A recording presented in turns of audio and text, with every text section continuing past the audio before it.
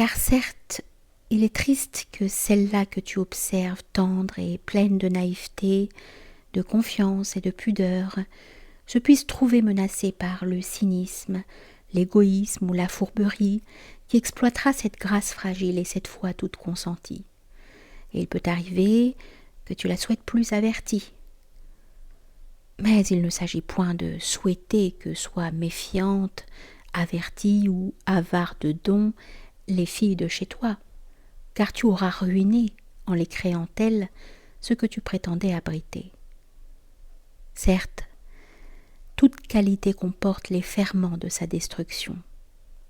La générosité, le risque du parasite qui l'écœurera. La pudeur, le risque de la grossièreté qui la ternira. La bonté, le risque de l'ingratitude qui la rendra amère. Mais toi, pour le soustraire au risque naturel de la vie, tu souhaites un monde déjà mort. Et tu as interdit d'édifier un temple qui soit beau par horreur des tremblements de terre qui détruiraient alors un beau temple.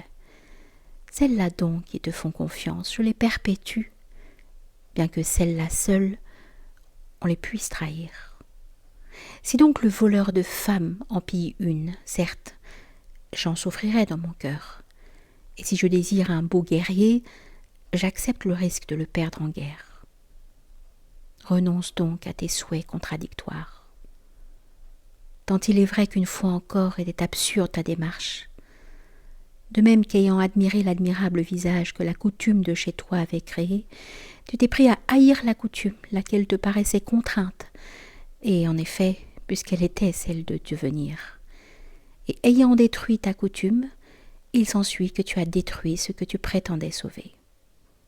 Et en effet, par horreur de la brutalité grossière et de la rouerie qui menace les âmes nobles, tu as réduit ces âmes nobles à se montrer plus grossières et plus rouées. Sache que ce n'est point en vain que j'aime ce qui est menacé, car il n'est point à déplorer que les choses précieuses le soient, puisque précisément j'y trouve une condition de leur qualité. J'aime l'ami fidèle dans les tentations, car s'il n'est point de tentation, il n'est point de fidélité, et je n'ai point d'amis. Et j'accepte que quelques-uns tombent pour faire le prix des autres. J'aime le soldat courageux, debout sous les balles, car s'il n'est point de courage, je n'ai plus de soldats. Et j'accepte qu'ils meurent quelques-uns s'ils fondent par leur mort la noblesse des autres. Et si tu m'apportes un trésor, je le veux si fragile que le vent me le puisse dépenser. J'aime du jeune visage qu'il soit menacé de vieillir, et du sourire qu'un mot de moi le puisse aisément changer en larmes.